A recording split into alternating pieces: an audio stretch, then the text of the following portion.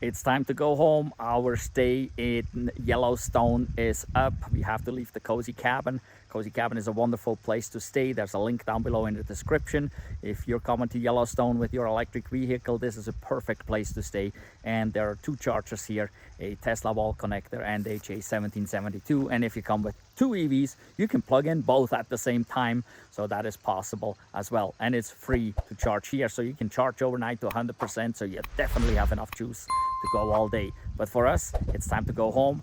It is charging back there. We're probably not going to make it to 100%, but that's okay because we will be heading up towards Bozeman today, and there are plenty of chargers around in that direction.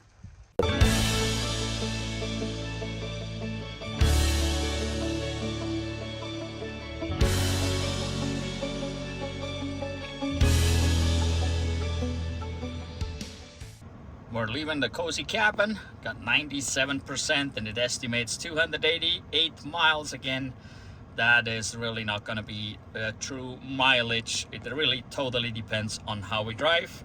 The navigation is set, and actually we're going to the new Rivian location. We don't know how far along it is, but we want to see how it is or how far along it is, so that's where we're going to.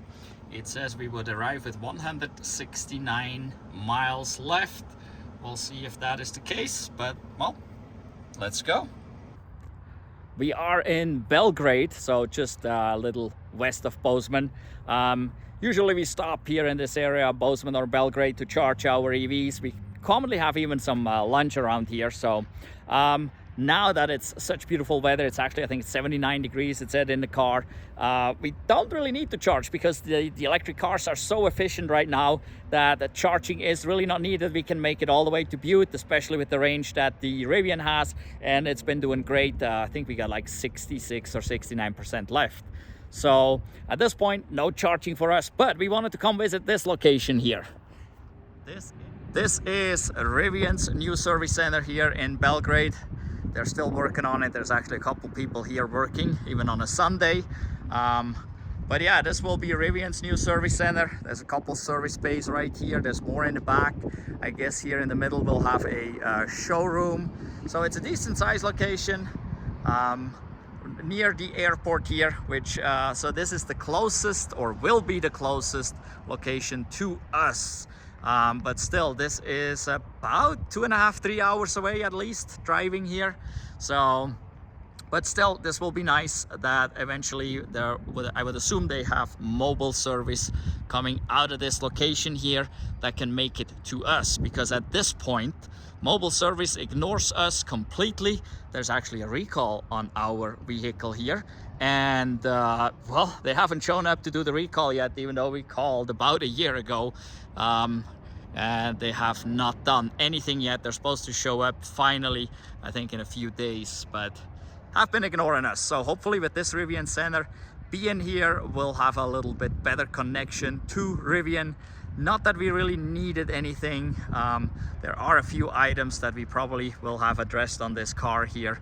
Once this is up and running, maybe we'll see what the mobile technician actually can do. But yeah, so yeah, we stopped here real quick in Belgrade. It's right off the interstate here, and I think the airport is just over on the other side there somewhere. This is a new industrial area here, still some wide open spaces, but yeah, it's not in a bad location. It's close to an interstate exit. Well, yeah, for us, I guess we're hopping back in and drive another about an hour to Butte. Then we'll have some late lunch or early dinner there, and we'll have to charge there at that point, since we don't top off here any at all, since we're not stopping. Also, there's no Rivian chargers here, and I don't see anywhere where they have planned for like the Adventure Network DC fast chargers. I have seen out back there are some parking spots that have conduit coming out of the ground in front of them. I assume that will be some level 2 chargers, but I don't think there will be a CCS charger here. And as far as I know, I don't know, Rivian I don't think has one here in Bozeman. I'm not even sure. We didn't even look for it because we pretty much knew we can definitely make it to here.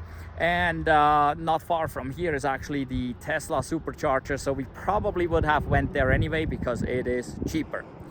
Well, since we still got like 66 or 69% left, we can easily make it to Butte, and then we'll charge right there. So off we go. It's nice to see that the Rivian has decided to go to the Tesla charger this time and not send us to Electrify America. I have not changed any of the settings, and it should have chosen Tesla last time, but didn't. Also, we can see preparing battery for fast charging. So if we press the button right there, it says 92 degrees for the battery temperature, and it was actually higher just a minute ago when I looked. It was at 93. So the temperature is coming down, and usually preparing for fast charging means the temperature is going up. So not sure, and as I pointed out in my first trip, when it shows here preparing for fast charging, may actually not mean that it is really preparing for fast charging right now. It may just say that it will or whatever, unlike the Tesla where when this pops up it really is doing something for fast charging. But here it seems like there's nothing. I'll keep an eye on the temperature. I mean, we got 66 miles to go here, almost an hour to drive before we get there to Butte, where the charger is. Arrived in Butte at the Tesla Supercharger, and this time around we got the far right stall, which is perfect. This way we do not block anyone with the Rivian, and we can pull over so we can real easy reach that front corner there with the cord. So interestingly, the temperature of the battery is 76 degrees. It started out at 93. So the Rivian is cooling the battery down in preparation for charging, while the Tesla actually heats it up to a relatively extremely high temperature, while initially pushing a lot of kilowatts and then immediately starting to cool. So interesting here, the completely different situation, I guess, here. So yeah, we came down to 76 degrees, almost 20 degrees cool down. But overall, we're doing great here with efficiency, 79 degrees out, and we're at 5,300 feet. That's interesting. I think it showed wrong the last time because it showed like 4,200. Maybe you can trust this thing here. Motors are relatively cool now. They were around 150 degrees, but we stopped in at a place called Pork Chop John's to pick up some food, because here at the truck stop your option is either McDonald's or Subway, or then Town Pump truck stop food. Overall they have usually quite an assortment, but still it's not great food. Not that Pork Chop John's is necessarily healthier, but it's definitely much tastier to have a pork chop sandwich with egg and bacon and all kinds of stuff in it. So that's what we're gonna do. We're gonna plug in and eat our food, and we should be ready to go in relatively short time.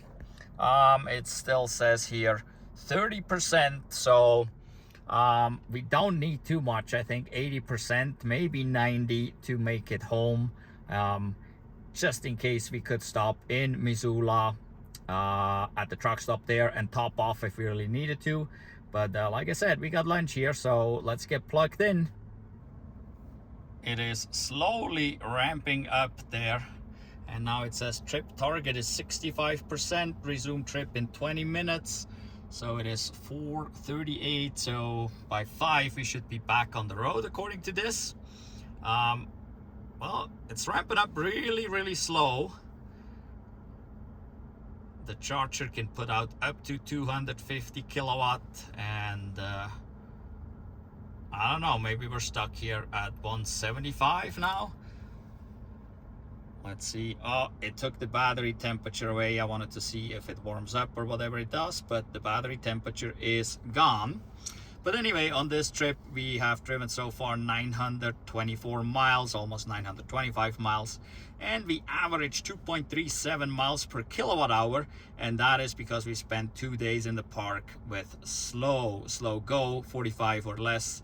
That brings up efficiency a whole bunch, especially with nice temperatures between like 65 and 80 degrees and nice weather out here. Today it's not even cloudy, so we got a little bit more AC use than we had before. But well, let's see here. Now we're cooking here, 203 kilowatts. So, but now it's time for lunch. We got 18 minutes left according to this before we can resume our trip. We are done.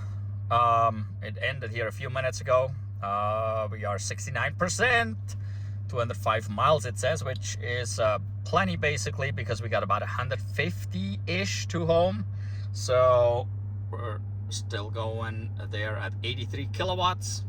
So not too bad. Something unusual showed up over here. That is a Nissan Ariya. You don't see too many of those around. But now Nissan can take advantage of Tesla Superchargers as well with the adapter, just like we can with the Rivian. So that is kind of neat, I guess. I don't know if this actually charges faster than the Leaf. The Leaf was 50 kilowatts. So this one may be going faster, maybe not. I don't know. But anyway, we are basically ready to go. So we put in there over 62 kilowatt hours now. And if I go here, it just doesn't show me the battery temperature. I really wanted to see the battery temperature, but it doesn't give it to me. That kind of sucks. So, but yep, whoa, what happened here? There we go. It does this weird stuff here. So, who knows? We are at 71%, and well, we're about to unplug and get going here and make it home. And we should have plenty of range under these great conditions. I mean, it's beautiful out. Shows 79 degrees, and yeah, it's beautiful. So we need a little AC, but other than that, no extra power is really needed. Temperatures are perfect. Battery comes up to about 90 degrees obviously while driving, and they cooled it down for charging, which was a little bit unusual. And then it doesn't show the battery temperature after you start charging, which is kind of weird. So, but now, well, we gotta hit stop charging, get unplugged, and get on the way. We are at 72%. Now, as I got back in, it just popped up right there. This thing, cooling battery for faster charging, ready for up to 25 kilowatt hours. Weird stuff. Let's see if it gives us, oh, look at that, battery temperature 114. So during the charging, it came up way high there, which is interesting because Tesla heats it up, then cools it down for faster charging. This cools it down and it heats up during charging and slows down. So completely different approach, I guess. But yep, we're showing 72% and we are ready to go, still in all-purpose mode. And we're at 5,300. We'll be dropping about 2,000 feet, so should be easy going. We made it back home. 21%, plenty left, so did great here.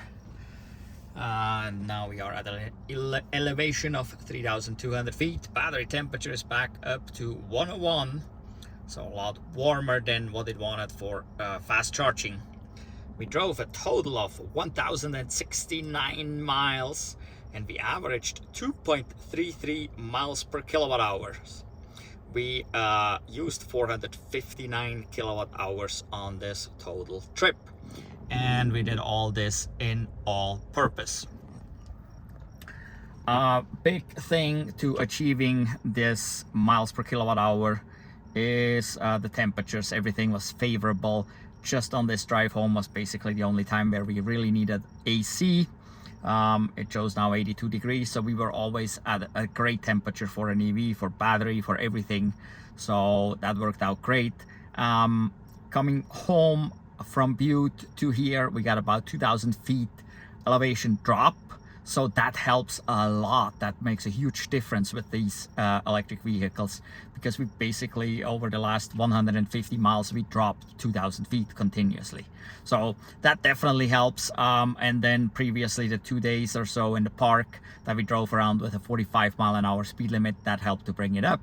On the way to the cozy cabin, we were just about 2 miles, so we are about 0.3 more right now, just because of what we had in the last couple of days going slow and the drop of elevation coming back home. But overall, it was a pretty good trip.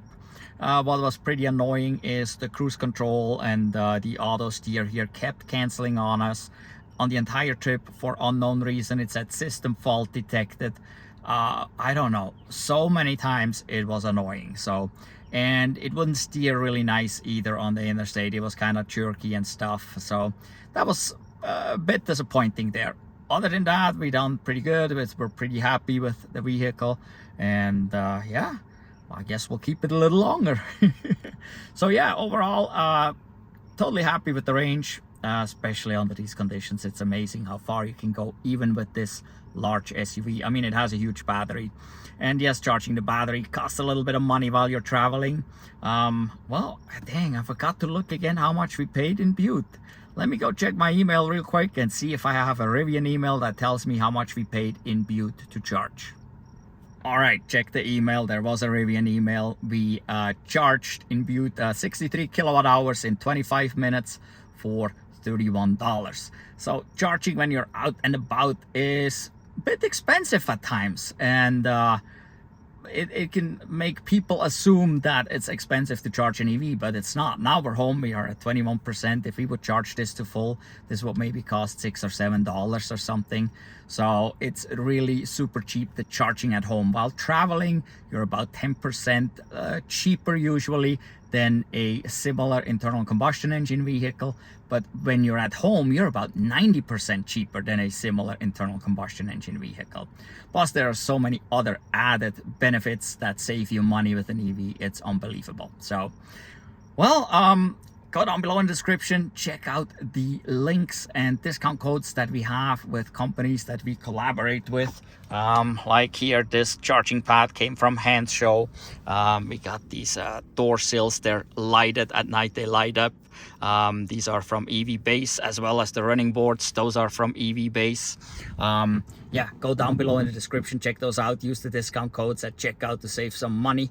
There's lots of good stuff there. Well, in any event, thank you for watching, and goodbye.